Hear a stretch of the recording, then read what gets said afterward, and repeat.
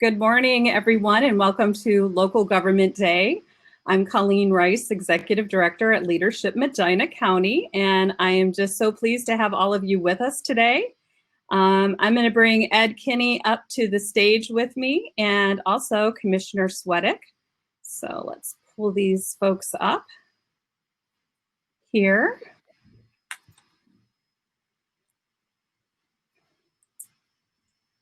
And we're just so pleased to have you with us today. It's a great day. It's a mixed day.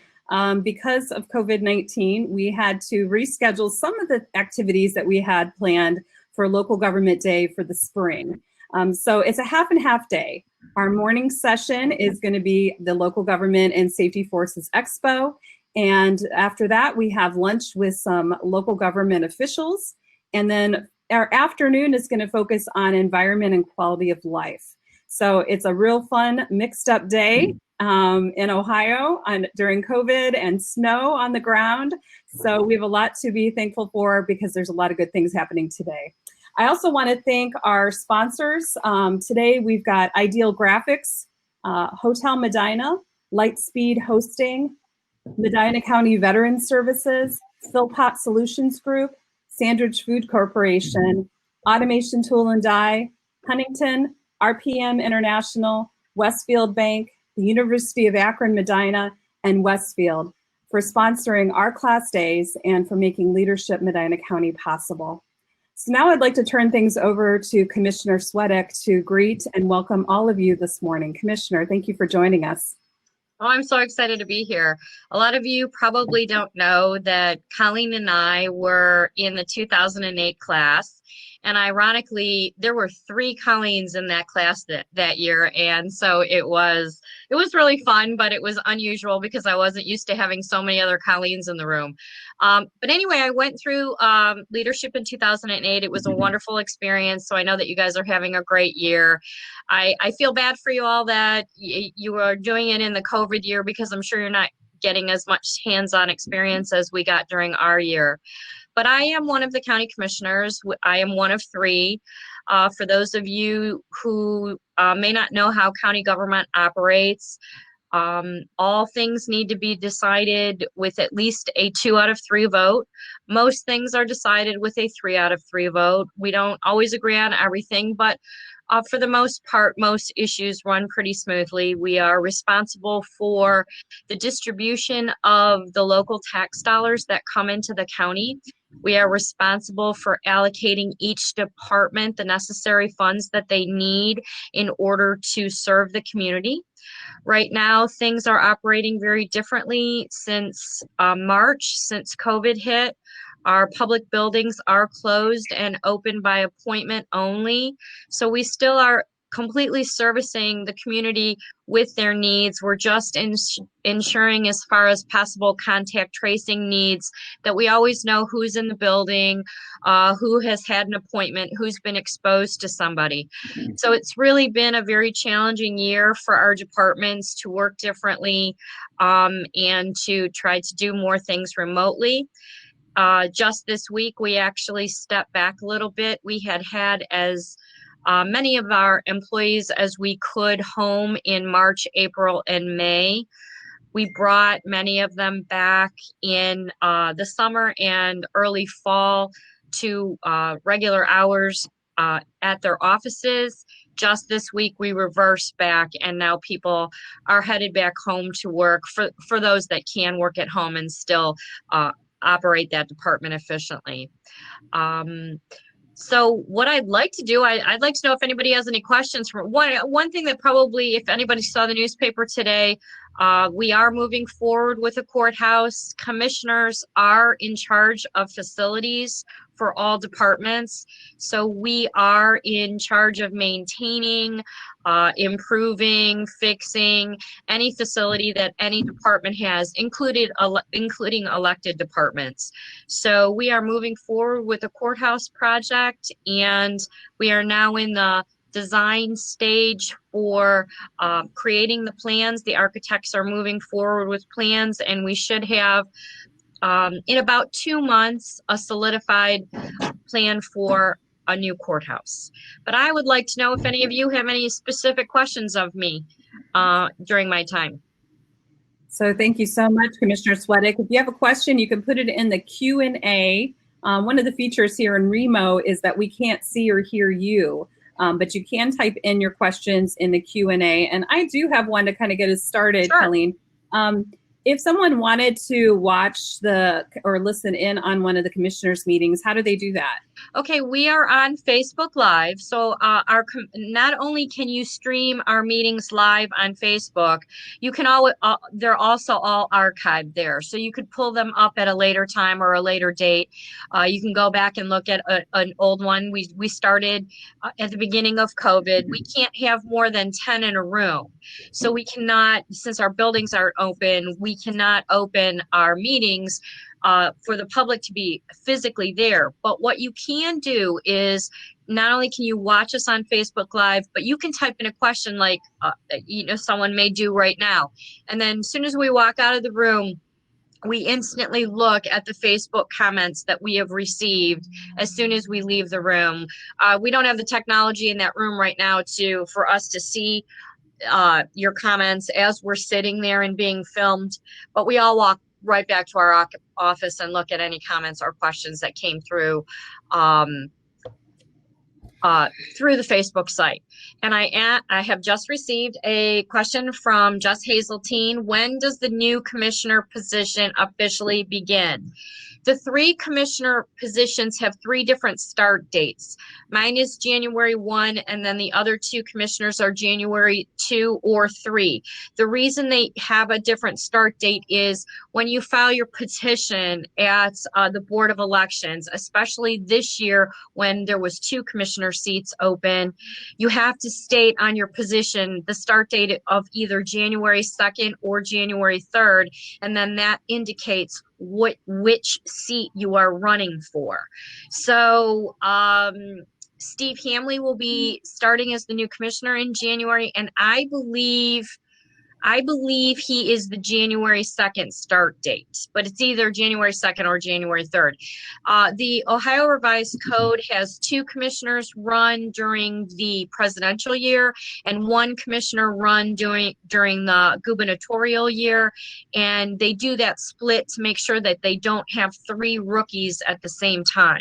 That ensures there's at least 1 person that has been there a couple years, so things can run more smoothly. I have a question from Gary Blake. How has the county supported small businesses, nonprofit, government office during the COVID crisis? That's an excellent question. Well, we received some monies from the Federal CARES Act. And fortunately for Medina County, we are doing pretty well in our revenue streams this year. We're still doing well with property tax collections, with our sales tax. Many counties in Ohio are not doing very well, but our revenue streams are holding very strong. So what we did with a lot of our CARES money, we took it and we distributed it out to our local businesses and some nonprofits in the form of grants. So in the last round, we gave about $3.5 million out. Total, it's been over $4 million. So we had 3 rounds, 1 in July, 1 in early fall, and 1 last month, where there was a very simple 2-page application that a small business or a nonprofit could file for, and they got checks up to $10,000. So instead of us spending all that money on the county expenses, we did try to distribute it out to the community. And I actually think Leadership Medina County got one of those grants, so I was very happy about that. Wonderful. Thank you so much. And Commissioner Swedick will be available during the expo. So if you have some more questions or just want to touch base with her, she'll be here during that time. So thank you very much, Commissioner. And I'm so thankful to have also Chief Kinney here with us. He is also a graduate from Leadership Medina County, and he's here to share a little bit more about the safety forces aspect of this day. Looking back on our schedules from the past years, I've noticed we've never had a speaker from the safety forces. And so I went to Ed and asked him if he'd be interested in talking this morning, and he was very, very happy to do so. He's a new board member for Leadership Medina County, so maybe that had something to do with it, that he felt compelled that he had to say yes. I don't know, but you'll have to find out. Maybe he'll tell us. Ed, thanks for joining us today. Thank you, Colleen. I'm happy and proud to be the first public safety person for your expo, government expo, to speak. As you said, I did graduate from Leadership Medina in 2019. I found that to be a very beneficial program. Specifically the networking. It was really nice for me to get out of the law enforcement bubble and be able to network and have conversations with people that are in the agricultural, banking, all the different industry and businesses that we were exposed to during that program. So that was a great program. I'm thankful for getting to go through that.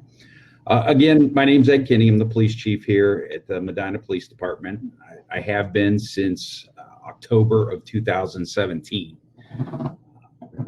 However, I've been working here since 1997. I was hired in June of 1997. I started in the patrol division. I worked night shifts primarily, and then went to a community-oriented policing division in 2000. That position was as an apartment liaison. Essentially, it was a directed patrol position. I was assigned into several of our apartment complexes with the assignment to basically deal with all the issues in those complexes. We're getting an overwhelming amount of calls for service in those areas. So by dedicating officers to address those problems, we're able to minimize the calls for service there.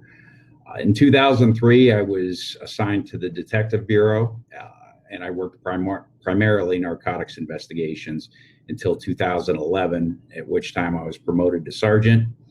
And I supervised the afternoon shift for many years until 2017, when I was promoted to the police chief after Chief Berarducci's retirement. That's just a little bit of biographical information about me and my experience here at the police department. What I'd like to do is give you a high-level overview of the law enforcement presence here in Medina County, and what law enforcement agencies operate here and some of their responsibilities. First off, we'll talk about the sheriff's office. They have countywide jurisdiction. We're getting a new sheriff in January. That's Terry Grice. I believe he's on the call. So we're excited for that change, and looking forward to collaborating with the sheriff's department during that transition. The sheriff's office is responsible for the unincorporated areas. They have countywide jurisdiction. However, they primarily patrol the unincorporated jurisdictions that don't have police coverage. The sheriff is also responsible for running the county jail. He supports a civil division within his organization and is also responsible for court security over the Common Pleas Courthouse. Next level of law enforcement we have in the county is the city police departments. There are 3 cities in Medina County. Brunswick, Medina, and Wadsworth. All 3 obviously have police departments. There are also village police departments. There's Lodi Police Department, Spencer, Seville, and Westfield. And we also have township police departments here in Medina County, and there are 4 of those as well. It's Montville Township, Medina Township, Hinckley, and Brunswick Hills Township. We also fund a drug task force in Medina County. That's a countywide drug task force that is overseen by a operating board made up of local chiefs. I sit on the operating board, as well as the 2 other city chiefs, the sheriff, the prosecutor, I believe 1 village chief and 2 township chiefs comprise that board. And it is overseen ultimately by a council of governments, which includes representatives from several of the cities and the commissioners. We also have the State Highway Patrol in the county. They're Post 52. That's their designation, and they have jurisdiction on all roadways, not just state highways or state routes, but all roadways inside the state of Ohio, as well as the prisons and park property and other state property. And we also have a federal presence here in the county as well. Every federal agency that you can think of essentially is based out of either Akron or Cleveland, and they work actively here in Medina County as well. And that's your TF, DEA. DEA works closely with our drug task force. We also have a drug task force agent that's assigned to the DEA task force in Cleveland. So some information specific to the Medina Police Department. We're tasked with obviously providing police service to the city of Medina, but we also provide service to Lafayette Township through a policing contract that started in 2018. So with Lafayette Township and Medina together, we patrol an area of approximately 34 square miles, and we serve a population of around 33,000 people. So it's a pretty large area to patrol. We staff this department with 40 officers. We have 10 dispatchers, and we also have 5 civilian support staff. Essentially, that's our records division, records folks, and our parking enforcement guy, everyone's favorite guy there on the square, and the load limit inspector who operates our scales on the west end of the city. The department's led by the chief, myself, and I have 2 lieutenants also. Each lieutenant is in charge of one of the major divisions in the department. So we have Lieutenant Markham is in charge of the patrol division, and Lieutenant Bickler is in charge of the special operations division. So I'll briefly go over those 2 divisions. The patrol division is obviously our most visible division. That's our marked police cars, uniform officers who are out there handling everyday calls for service. Our special operations division includes communications, which is dispatch. That's who you communicate with or talk with when you call into the police department. It's the detective bureau, the records bureau, and also our school resource officers. We have 2 school resource officers. We call them SROs. One is assigned full-time to the high school. The other is assigned to the 2 middle schools, Root and Claggett, and he splits his time between those 2. We also had Detective Westner, recently retired. He was the longtime SRO at the high school. He has been hired by the city school district to essentially oversee the security of the entire district-wide. We also participate in DARE. That's a collaborative effort between us and Montville. Officer Ori is teaching along with Officer Pincus from Montville Police Department. We have a canine unit. Our dog's name is Nero. His handler is Officer Mike Lyon. He's a 2-year-old German Shepherd from Slovakia. He was trained over in Portage County, and our handler went over to Portage County for a whole month and lived over there and trained with the dog. Once he was certified, he was brought back to the city, and they've been working and patrolling the streets for the last 2 years. It's been a successful program. The dog's trained in narcotics detection, apprehension, and tracking. Tracking, for example, would be in the instance a elderly person walks away from a care home or a missing child. Our communications division is made up of our dispatch. Our dispatch is very, very busy. They dispatch for Medina Police Department, Medina Fire Department, who covers Montville Township as well as Medina Township. They dispatch for LST, which stands for Life Support Team. That's our EMS here in the city of Medina and the 2 townships. They also dispatch for Medina Township Police and Montville Township Police. So they have a lot on their plates. We typically staff that with 2 to 3 dispatchers per shift. And in addition to all those dispatch responsibilities, they are also the answering point for the city after hours. So after 5 p.m., all the city business, all the city calls go through our dispatch center. And of course, we also have our load limit inspector who handles weighing overweight trucks out on the west side of the city. We found years ago that the overweight trucks were coming through the city, bypassing the turnpike and damaging our roads. So we felt it was necessary to try and deter that type of action, those heavy trucks coming through. Our department has been very progressive over the past 20 plus years that I've been here when it comes to community policing initiatives. Our philosophy of service is to enhance the quality of life here in the city of Medina by working with partnerships with the community to preserve life, enforce the law, and provide quality services, reduce the fear of crime, and to promote joint problem solving for safe and secure neighborhoods. That is our philosophy of service, and we accomplish that through many different styles of policing and many different programs. One of the biggest, most successful programs that we use is called problem-based policing. So we don't just go to a call, try and solve the immediate problem, and then leave without solving the root cause of the problem. We use problem-solving methods. Essentially, the SARA model is our main one: the scanning, analysis, response, and assessment. Our officers will go to the call. They'll determine what the root cause is. They'll come up with different solutions to that, and then they'll implement those solutions and then analyze and determine whether that was a successful solution. For example, if we're going to a neighbor dispute, which we have several of, and those typically go on and on and on, and it consumes multiple calls for service. Well, we encourage the officers to go there and try and mediate the situation so that they can rectify the problem on the first visit, rather than having to go back and go back and go back multiple times to handle that issue. Another example would be maybe an apartment complex that has loud stereos and everybody's complaining about the loud noise.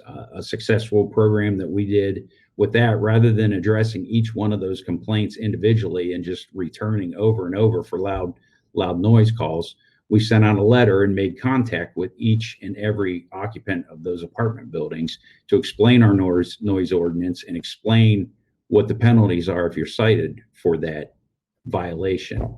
Well, we found in time, after reaching out to those individuals, that we had a 60% decrease in loud noise calls at that apartment complex after a month of contacting all those residents. So that was a successful example of problem-solving policing. We also participate in the Citizens Police Academy. That's an area collaboration between Medina Police Department, Montville Township Police Department, and Medina Township Police Department. We found that to be very beneficial in educating the public about our policies and what we do. It would be great if we could get the attendance increased in that, but obviously during this COVID time, that's not going to be an option until we get that situation resolved. We also participate in the Shop with a Cop that's sponsored by the FOP, where we actually have officers go with the children to Walmart and shop with them. We're still having that event this year, but it's definitely going to be different. It's going to be a drive-through Shop with a Cop, essentially, at the FOP hall down there in Seville. We also participate in the National Night Out. That's an event that we have at Target, and that we invite the community members there to have conversations with the first responders, the officers, the medics, the firefighters, and there's also equipment demos there as well. We also have the Kids Day of Safety and Fun on the Square. That's sponsored by the Cleveland Clinic. And again, it's an opportunity to communicate with the public, and the kids get to come and crawl around on all the apparatus and look at the police cars and talk to the officers. In addition to those community outreach programs, we also have several crime suppression programs that we found to be very effective as well. One of the main ones that we use is called HALT. It's Help Arrest Loiterers and Trespassers. Some of our apartment complexes where we have higher calls for service, we're able to work with the management and identify individuals who are responsible for those calls for services that are problem people who don't belong on the property. So they're issued trespass notices, which is a piece of paper, and it's a formal document explaining to that individual that they're no longer allowed to be on the property. And if they are found to be on the property, they can be arrested for trespassing. That has truly helped us clean up some of the apartments and mitigate some of those problem people and multiple calls for service due to those people. In addition to that, we've gone back to assigning officers as liaisons to some of those apartment complexes so that we can address those issues when needed. And we've continued that program because it's been very successful. Our traffic enforcement program, a lot of people have the misconception that our officers, or just officers in general, are just out there arbitrarily writing tickets. Here in Medina, we really direct our enforcement efforts to complaint areas or areas where there's an identified problem. We identify problems by crashes, we have an area that's has high incidences of crashes. We target our enforcement action there. Believe it or not, here in the city of Medina, one of our biggest complaints, one of the biggest and most often complaints that we hear is traffic related issues. So we invested in traffic calming devices. I'm sure you've probably seen several of those throughout the city. They're the small radar signs that we hang, and it tells you what the speed is. And those have been effective in slowing traffic down. In addition to that, we add extra patrol and extra enforcement. So it's important to know that we don't just arbitrarily go out and write traffic tickets. Our approach is a far more directed, more organized approach to traffic enforcement. And the goal is to decrease the incidences of crashes and also address the complaints that the community is voicing to us. A very important part of our success is collaborations. I think it's important for any department to collaborate with their partners and their neighbors. One of the biggest collaborations that we have had for many, many years has been with the life support team. We go to every single life support team call that's paged out here in the city, and we also go to all of the Lafayette Fire, EMS fire calls as well. We've all received training as first responders so that we can address some of the medical issues, the traumas, the situations that LST deals with. Every single officer also carries Narcan in the event of responding to an overdose. We keep stats on how often we administer Narcan.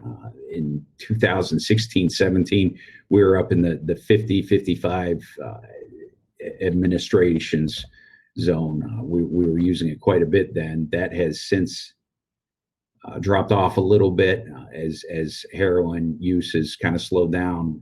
However, the methamphetamine use has increased, but we don't see those type of respiratory depressive overdoses with the methamphetamine. We also collaborate with the fire department. Actually, I have a whole list of collaborations that we have, so I'll go over them briefly.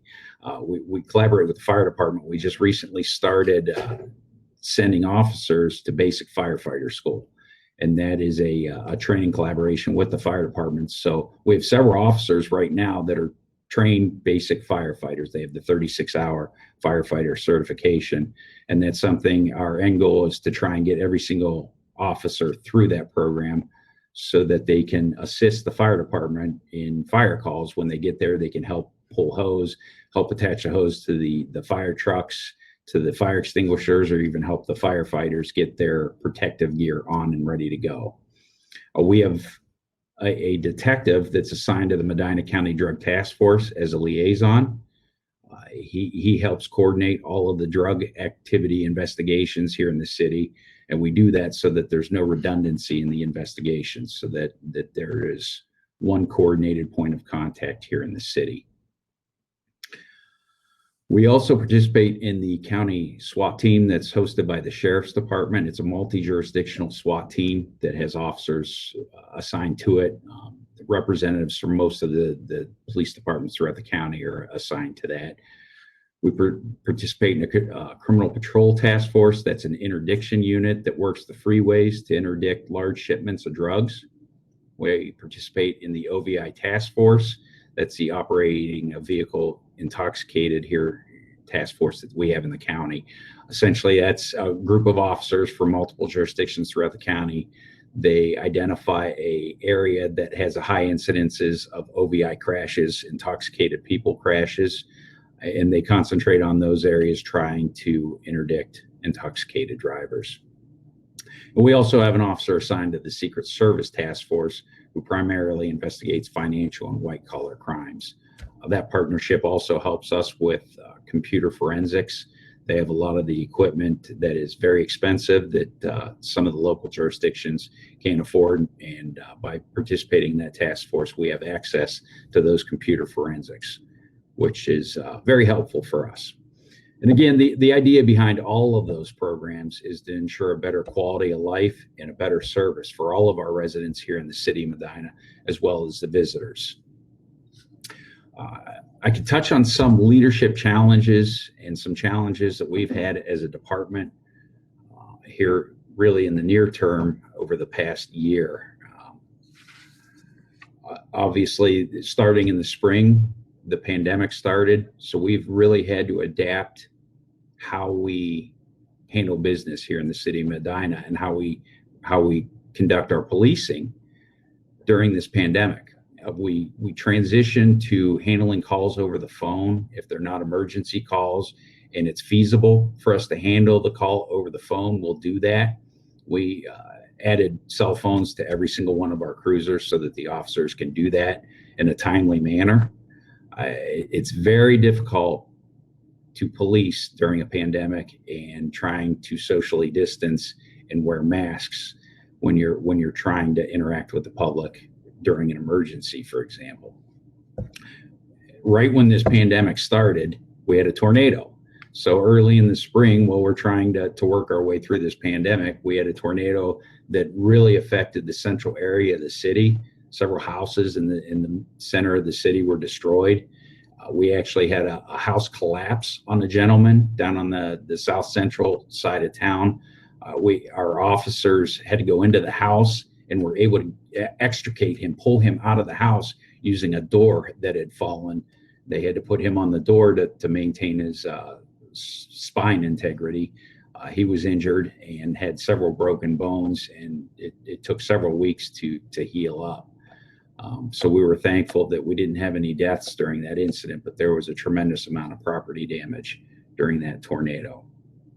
And of course, we had the protests during June. It's important that we understand what brought us to that point, the George Floyd incident. I don't know an officer who felt that that was reasonable force that they observed there. I don't know that anybody would try and explain that away. As a police officer, I was very disappointed to see that. I was embarrassed to see that, to see an officer tarnish his badge and violate his oath in that manner.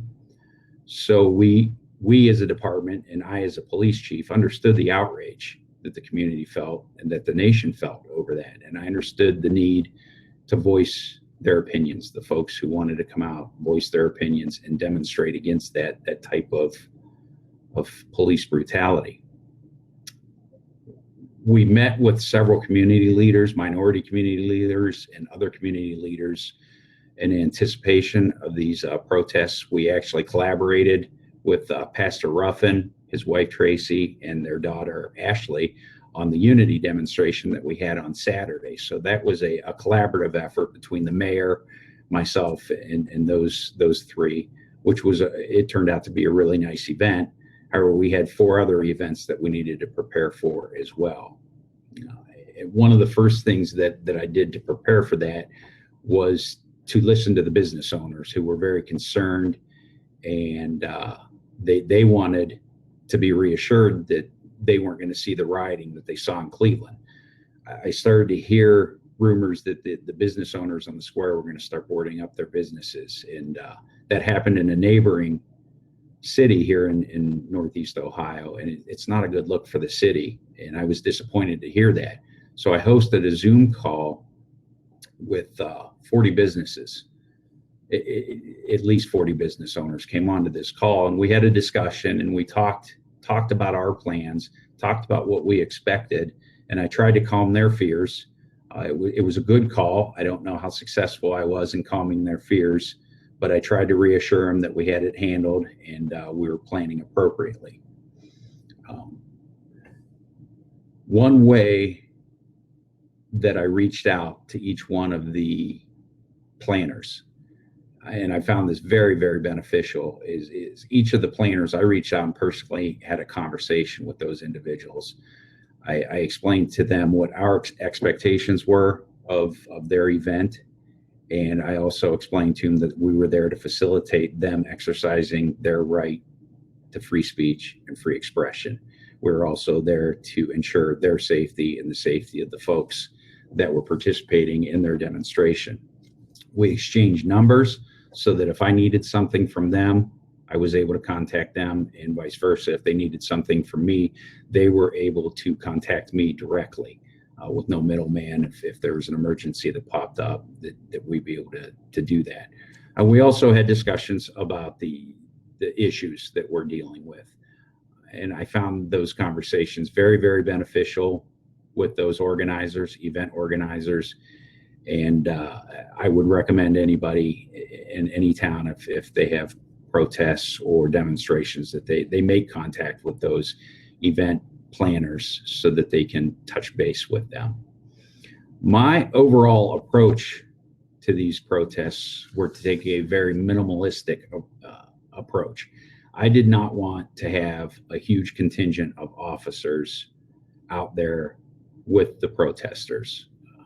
I did not want to antagonize anyone with an overwhelming show of force. I do know, and we saw in other cities, that there are people there that were looking for just that type of show of force to antagonize the crowd, antagonize the police, so that there's some type of violent confrontation. I didn't want that. However, I did want our law enforcement leaders to be present, not just law enforcement leaders in Medina, because this was a group of people from all over the county. So I invited all the police chiefs from all the departments in the county. I invited them to come to the square and mingle with the crowd so that they could be there, they could show their support, and they could also listen to what was going on, listen to what the concerns were, and have conversations with those individuals. And that was very, very, very successful. The conversations that we had, it was enlightening, and we had 5 demonstrations over that weekend, 5 protests, and there were 0 problems. We didn't make 1 arrest. We really didn't have any issues whatsoever that required any type of police intervention. And I was happy with how that turned out. Later in the month, I did notice that there were other local departments in the area that were even smaller than the city of Medina, took the other approach with a large show of force. They brought out field force, riot police, and those protests turned nasty, and they got very confrontational and antagonistic. And I was thankful that we took the approach that we did, and it was successful. There were many benefits from the protests, and what it did was opened up a line of communication between the minority community leaders as well as other concerned community leaders about policing and how we police. Through those conversations, one of the biggest things that I learned was that not only people in the minority community, but the community at large really didn't understand our policies and where they're originated from, what kind of accountability the police department has, what kind of oversight the police department has. And they just wanted to know. They were curious about the police department. And the question was, can something like George Floyd, can that happen here in the city of Medina? And I got that question over and over again, and I got a lot of email correspondences asking that question. So I felt the best way to address that question and address a lot of the issues that folks were having was to release an essay that details a lot of the issues that were coming up in the media, a lot of the questions about use of force, whether it be the chokeholds, duty to intervene, complaints, use of force, all of those issues. So I released that essay through social media, and it was called Fairness and Equity in Policing. And I see Colleen just posted a link to that in the chat. If you have time or are interested, if you want to take a look at that. This document explains a lot of those questions, and I'll go over some of the points here briefly on what those were. But getting that document out was important to me. Pastor Ruffin, the mayor, and I also partnered in having open community discussions regarding a lot of the topics of that document. Pastor Ruffin, Mayor Hanwell, and I have participated in several televised roundtable events to where we just sit down and we talk about policing, we talk about racism in the community, in the nation, and what we can do to eradicate prejudice and racism. It gives the police the opportunity to say there's one set of rules. They apply to everybody. Nobody should have to worry about their sexual orientation, their race, where they're from when it comes to dealing with the police or the criminal justice system. We have future roundtables planned that we're going to invite other government officials. For example, the prosecutor will come on and he'll explain his philosophy. In the main gist of his philosophy as well is one set of roles. There's one set of roles for everyone. To just give an overview of this document, one of the biggest issues is the policies. Where do our policies come from? We employ a policy manual called Lexipol, and this is it's a national policy manual, but it's specific to Ohio. It's something that we contract with an organization with, and these policies are continuously updated at a national level as well as a state and local level based on current case law and court decisions. So if an appellate court somewhere on the West Coast, or even a local appellate court here in Ohio that has binding over the city of Medina, if they have a court decision that affects one of our current policies, it's automatically updated by this organization. So it really organized our policies and has made the policy dissemination much more efficient. The officers sign off on the policies. It's a large policy manual. It's over 700 pages, so that they're required to study that.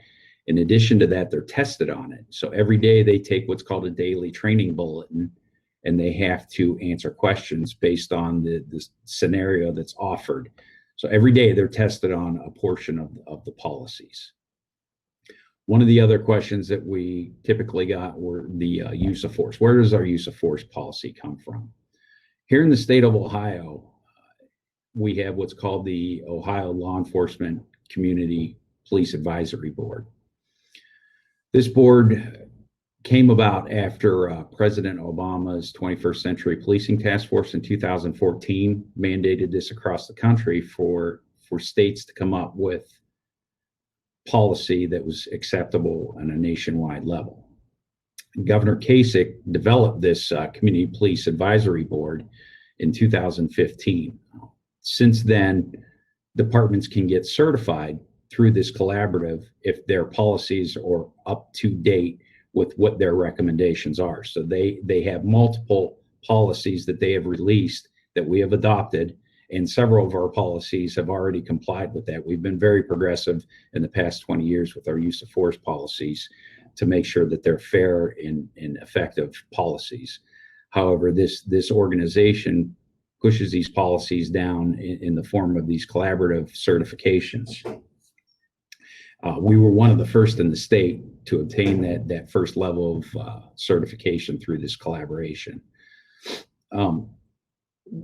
Some of the policies that were under question that we've heard over the summer in the news is about the chokeholds. And I'm going to go through each one of these points for these use of forces and explain what our position and what our policy is on.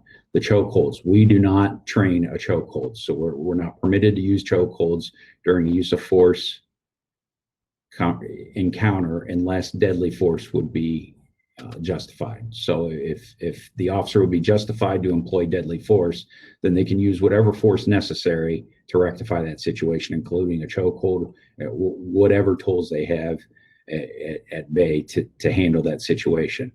However, that is very, very, very rare case of force where deadly force is justified. De-escalation policies that has been in the news quite a bit as well. We have long held a de-escalation policy, and essentially what that policy is the least amount of force necessary to effect the arrest. So the officer is expected to use the least amount of force necessary to effect that arrest. That comes by way of our collaboration with alternative paths as well. Every single officer is CIT, crisis intervention training certified. So each officer has gone through a 40-hour course dealing with mental health crisis and how to de-escalate a mental health crisis situation. So that collaboration with alternative paths is a big part of our de-escalation training.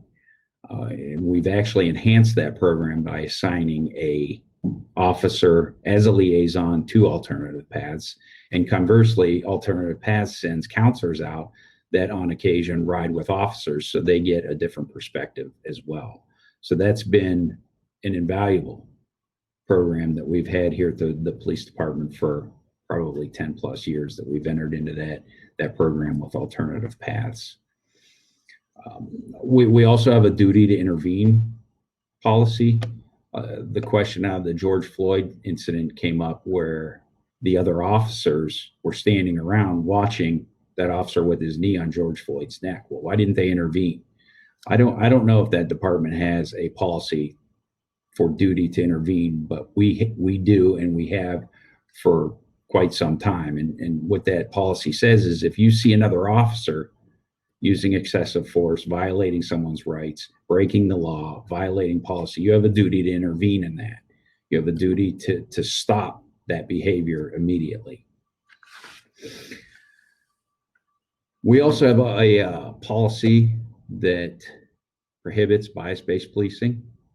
So we collect data on our traffic stop data. So it's race data, sex data, age data on every single traffic stop. And we review that data and that information monthly so that we can make sure that there's no trends, that we don't have any issues where somebody may be stopping a tremendous amount of Black people or Hispanic people. And we have a policy that prohibits that type of policing.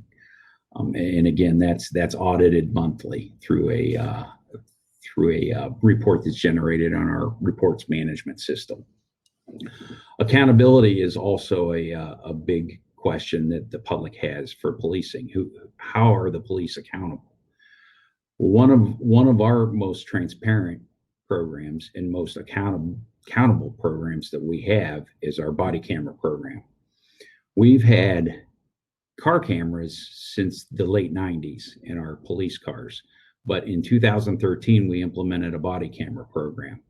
And every single officer during every interaction carries a body camera and has a body camera recording that interaction. And it really gives an unbiased view of what's happening during that situation right there and then. And I can pull up a traffic stop from 2014. That may take a little digging, but I can get to it and pull up that video and watch. And we do that so if we get a complaint against the officer or there's some type of future litigation, that we're able to pull those videos up and review it and either confirm a complaint or dispel a complaint. And of course, it also provides excellent evidence for our prosecutors and first-person witness for a jury to sit there and view a body camera. So it was a robust program that we implemented several years ago, and we just upgraded our cameras 2 years ago. So they're high-definition cameras that work in low light, and they really provide a unique view of policing as well as accountability, especially when we have people come and want to file a complaint.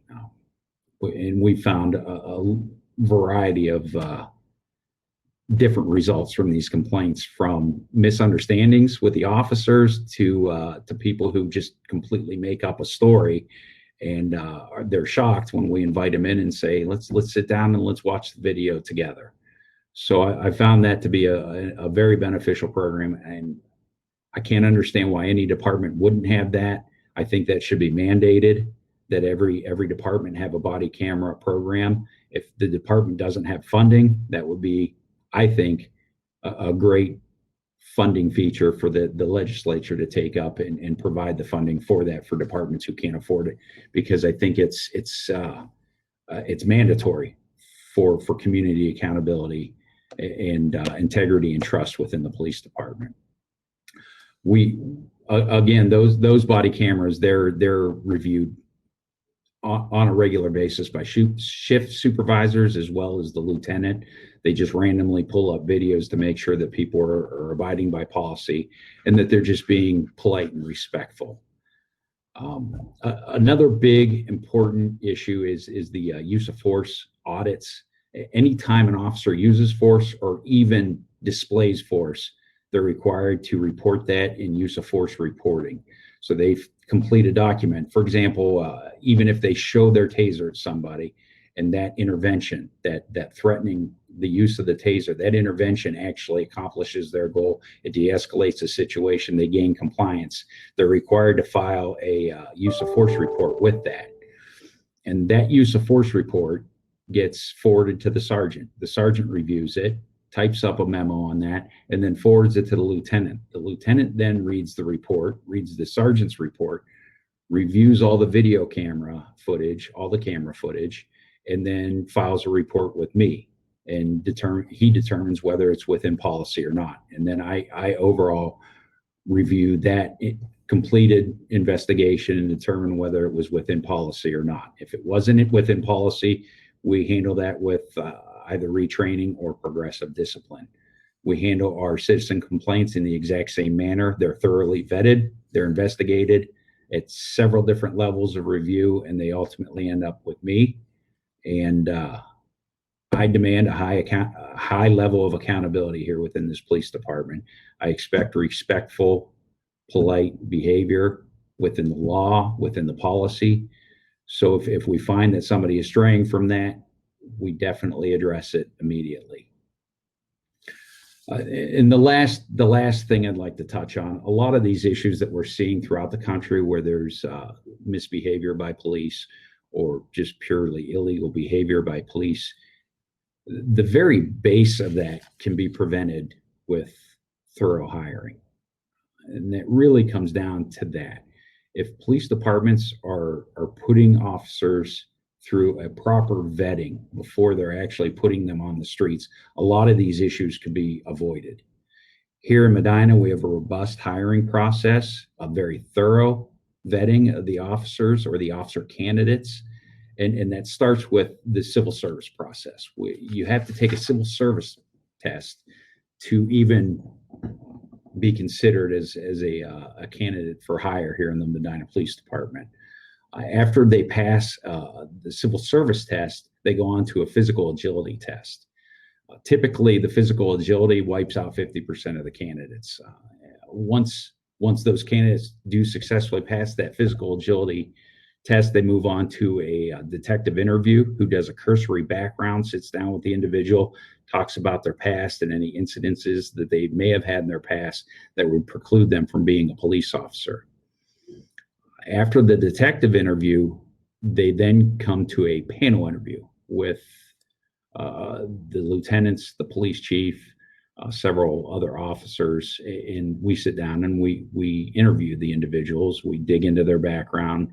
We talk with them, find out what their hobbies are, what their philosophy in life is. We pick the individuals that we like, that we think would be a good fit for the police department, and then give them a conditional offer. Upon that conditional offer, they're then taken through a polygraph examination. If they're not eliminated at the polygraph examination, they're then sent to the psychological exam. If they're not eliminated from the psychological exam, then they're given a very thorough, in-depth background investigation by our detective bureau. And that investigation includes talking to college instructors, high school teachers, neighbors, friends of friends of friends, 3 steps out, so that we can get a good snapshot of who this individual really is. Once the background investigation is complete, they go through a medical exam and then through 12 weeks of field training with an officer. Our hiring practices have been very good. I've been very satisfied and very happy with the amount of candidates we get. Not as many people are testing to be police officers these days. When I took the test, there were well over 400 people that tested.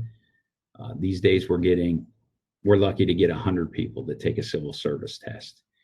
And here in Medina, it's important to me that our workforce represents the community. So of those 100 people, we try and invite diverse candidates, minority candidates, candidates from out of state, just candidates with a different perspective. And that's always been a weakness of our department, that our department doesn't represent the community that we serve. We don't have the diversity that I'd like to see on the department.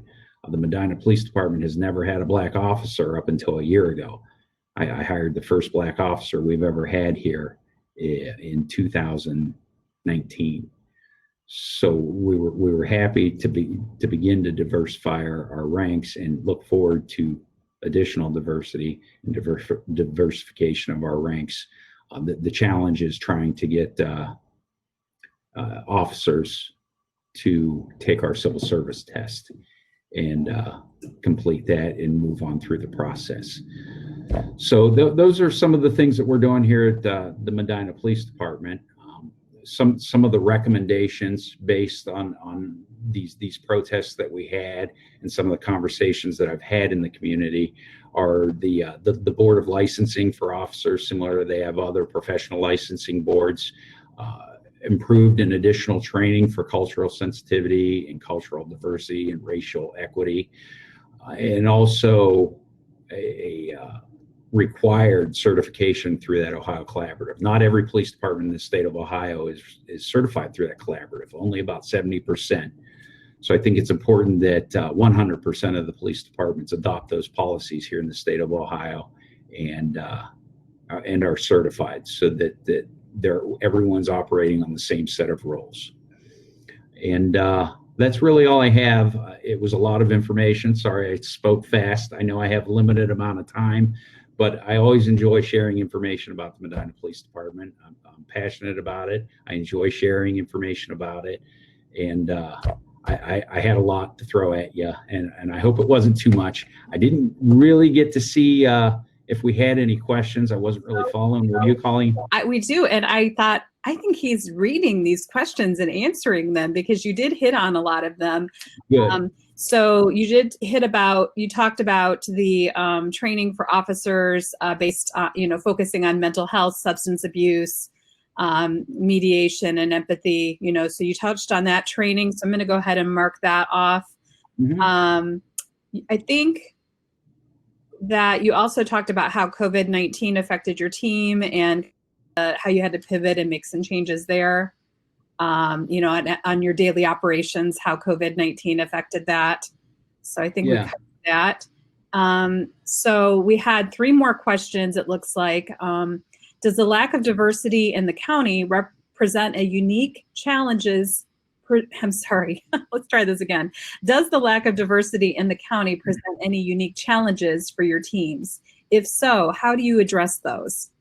So I did see this. I was on the chat window, so I switch over the question and answer window, and I do see all the questions and I can answer each one of those. Right. I touched on it briefly when it comes to our department representing the community that we serve, and it is a challenge, in the lack of diversity here in Medina, as well as the lack of diversity within the police department. And again, the challenge that we have is trying to get minority candidates to take our tests so that we can bring them on board and hire them as officers.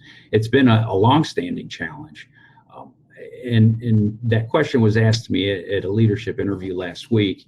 And I think the solution, I don't know that it's really a solution, but a big contributor to increasing our diversity is our investment in economic development. Jobs bring diversity. If we can continue to invest in our industrial base, in our business base, period, whether it be retail, industrial, as long as we continue to bring in and bring more and more jobs into the county, I believe that the diversity will follow. The challenge with the jobs is the transportation. We have the jobs. If you drive down Lake Road here in the city of Medina, you'll see most of those factories have signs out front in their yards saying, we're hiring, we're looking for candidates. However, there's a lot of folks that are out of work that don't live in the community, would love to take those jobs, just they have challenges in getting here, getting the transportation here. So one of the biggest challenges is transportation from Summit County or Cuyahoga County into Medina. And it's funny because that was my leadership program. It was the transportation issue here in the county. We developed a couple different approaches towards it, and we presented those to the community leaders. They're very open. However, I don't know that any of our suggestions were feasible solutions to the transportation problem. But I think overall, the economic development and transportation into the county would help in diversifying our community. But it is a challenge, and I think it will be for many, many years to come. We just need a group of advocates for Medina County and a group of advocates as well for the Medina Police Department to say, listen, this is a great town. Come live in this town. Come work in this town. So if we have a community that advocates on our behalf, I think that will help diversify the community overall. And I see the next question, in your experience, what is the key to developing a good team? I think selecting the right people to surround yourself with, people who are self-starters, they're motivated, they're engaged, and then allowing them to do their job. I think that's the key to surrounding yourself with a good team and an effective team. And really the main key of an effective leader, I believe, is communication. They have to be a good communicator. The next question I see is, thank you for keeping Medina residents safe. What advice would you give a young person that is considering a career in law enforcement, but is leery due to recent events? Well, there's this thing called the fire service. Firefighters, everyone loves firefighters. I joke about that, but it's important that we have police officers here in our community. It's important that we have police officers to do this job. It's a tough job. I would encourage the right candidates to get into this line of work for the right reason. We need good, ethical police officers so that they can make the change. The people who are looking to change the way policing is done in the United States should come, and they should become police officers and make that change within. I think we have a very unique system of policing in the world, and it's one of the most effective structures of policing in the world to where we police such a diverse population. You don't see that in other countries. You don't see this diverse type of policing in India. You don't see this diverse type of policing in China. We're the United States of America. We're a diverse population, and it's a challenge, and I think we're adapting to that challenge. Of course, there's going to be bumps throughout, but we need good, ethical, smart police officers to come and work on the streets and to keep this profession going. Is the Citizen Police Academy you mentioned earlier open to all Medina County residents? And this will yes, it is. be our last. I believe. Last. I'm sorry. What was that? I just wanted to say last question. This will be the last one. Yeah. Last question. It is. I believe the sheriff's office holds their own Citizens Police Academy. The combined police academy with Medina Township, Montville Township, and Medina Police accepts essentially anybody who wants to come to it.